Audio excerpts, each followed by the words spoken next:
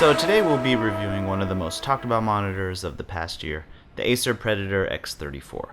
With a really nice 34-inch ultra-wide screen size and a 3440 by 1440 resolution capable of up to 100 frames per second, it's currently the highest combination of resolution and refresh rate you can get in a monitor, at least until Asus releases their own 34-inch version.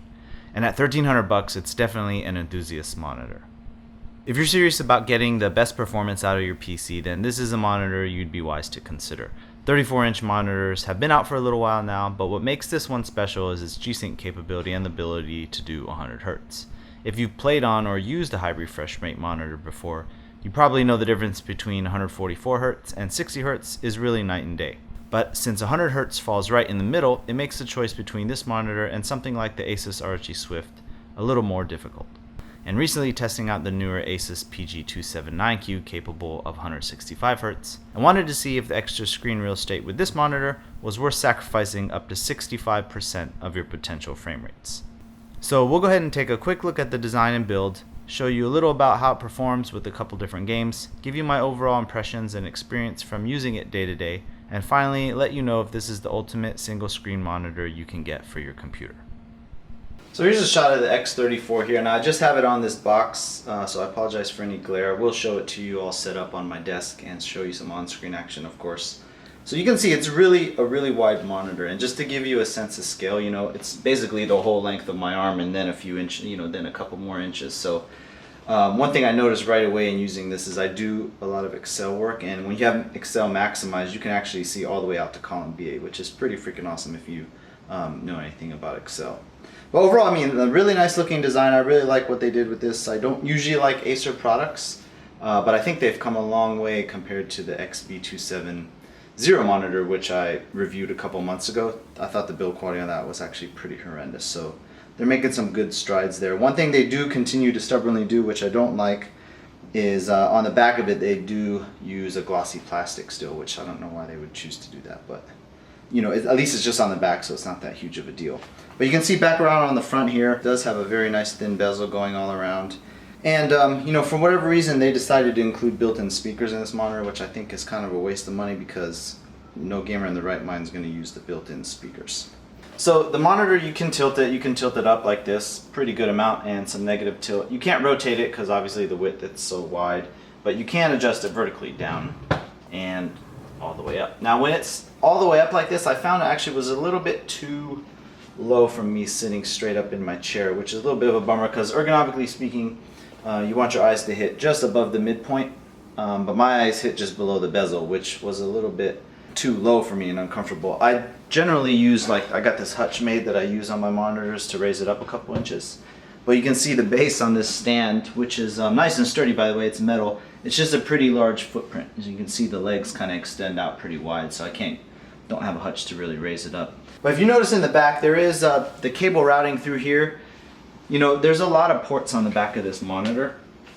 There's 4 USB 3 ports, there's a headphone out port, and then you have the HDMI port in addition to the display port. So once you start using a couple extra of those ports, you can really get to have a lot of wires coming off here. And being the way that this is designed, where this is open back here, you just kind of see all the wires, which to me is not really the best design. I wish they would have put this cable opening a little bit higher up on the stand, so it would be behind the monitor screen and you wouldn't really be able to see it, and then put a flat piece of metal here to close it off so you don't see the cables hanging out.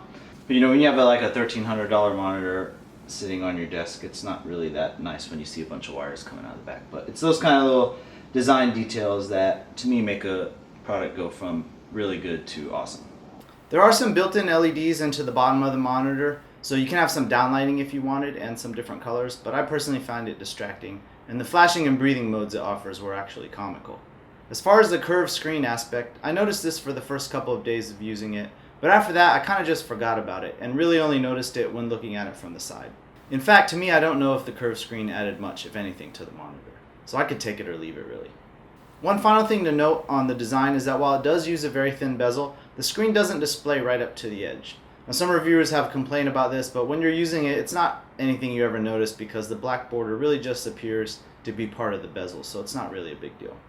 Now, movies on it looked really awesome, especially action flicks that utilize the full aspect ratio, like the Hobbit series, and it's quite a cinematic experience when you're sitting directly in front of it, especially with some really excellent speakers.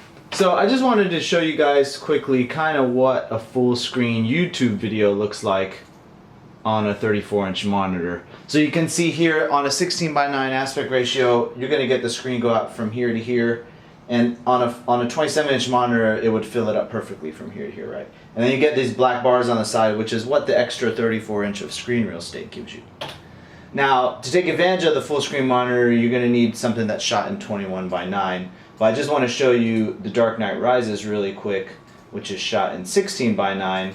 You know, it's going to give you out from here to here, and then you have obviously the black bars on the side. But if you go to, and I can't show the footage, obviously, that's why it's just a still frame I'm showing. But if we go to a movie that's shot in 21:9, like let's say The Hobbit, it's dramatically different and just, you know, so much better when you look at it in full screen there. So you can see, I mean, you can really take advantage when it fills out the full screen. Like I said, movies just look really awesome on this guy. There was, of course, mild IPS glow, as all IPS monitors give off in all the corners. But I will say that this was the best monitor I've ever used in terms of glow and backlight bleed. And color uniformity with solid colors and black backgrounds were very even, with no clouding and no splotchiness. And overall, I was just really impressed with the quality of the screen. Unfortunately, I do have to make a comment about the menu system. Other reviewers have mentioned it as well, and I thought, well, yeah, once you get it set, it will be fine, and you won't really need to mess with it after. But it really was difficult to use, and you do have to get in there once in a while to do things like switching inputs or changing your video modes when you want to change colors for things like watching movies, or just want to adjust your brightness really quick, and it's a frustrating experience every single time. It's something that I couldn't really get used to. One other weird thing to note was that every time you wake the monitor out of sleep, it displays this annoying box here to show you what input you're using. So it shows your input every time you turn the monitor on or wake it. Now I know this might seem like a small thing, but when you have to wait 2 seconds for this box to disappear every single time you go to use your computer, it can get annoying. And it even displays when you're switching into games or rebooting. All that stuff aside though, let's talk about performance. For day-to-day computing, I really enjoyed and appreciated the extra 7 inches of screen real estate. Using it for video editing was of course awesome because you could see so much of your timeline at once. And you can easily have plenty of windows open without having to constantly rearrange. And I found myself minimizing windows a whole lot less. Obviously, 3 monitors is an ideal setup, but if you have only room for a single monitor on your desk, you really can't beat a 34-inch widescreen for productivity. If I didn't game at all or only on rare occasion, this would hands down be the monitor I would get. At 100 Hz, it's still a big improvement from 60 for normal desktop usage, even if not as quite as smooth as 144. And specifically for gaming, if you've seen any of my other reviews, you know I'm pretty much a Battlefield guy. And with a single 980 Ti card, I'm able to run everything on Ultra, excluding MSAA, and maintain a static 144 frames per second. With the Acer monitor, it's the same deal. I can run the same settings, and I'm able to maintain 100 frames per second consistently.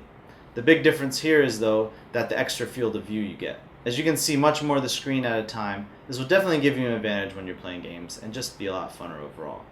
But as far as how games feel running at only 100 Hz, to me, compared to 144, it's a noticeable step down in smoothness. Even my dad, who's in his 70s, was able to tell the difference when I was showing him the monitor. As beautiful as the widescreen was, I found myself really missing those additional frames. If you're wondering if the extra screen real estate is worth sacrificing those extra frames per second, I would definitely have to say no. If you play any FPS or competitive multiplayer games online that have a lot of fast-paced action, I think you'd be pretty easily able to tell the difference during things like shootouts, moving around the maps, or just downscoping at distance, assuming you're a pretty solid player to begin with. While 100 Hz is pretty smooth, compared to 144 Hz and up, it simply didn't feel near as precise or as fluid to me when trying to quickly line people up with my mouse into my crosshairs. However, if you mainly play a lot of open world games like Witcher, Grand Theft Auto, or even racing simulators where extremely high refresh rates aren't as crucial, but where having extra field of view is, then I think the monitor would be the one to get. It's still a big jump up over a typical 60 Hz like I mentioned, and the widescreen gives you a big time added immersion factor and feel overall. And on top of that, it all just adds so much more to your day-to-day computing experience. Even though it's sold as a gaming monitor, I almost want to say that it makes an excellent desktop monitor first, but also does gaming pretty well. For the type of games that I like to play though, I just preferred having 144 Hz, and ultimately I felt like I was giving up too much. I think we're still a little ways off from being able to see these widescreen panels at this resolution, or true 4K, and to be able to hit 120 plus frames a second as well. But I do hope it comes sooner rather than later. Although a single 980 Ti or even a single Titan would have a hard time pushing everything at max on AAA games at those kinds of speeds and res. In the next video though, I'm going to be comparing this monitor side by side to the 165Hz capable PG279Q to give you a little closer look at what the differences are between the two, and to see who takes the crown as the king of all gaming monitors.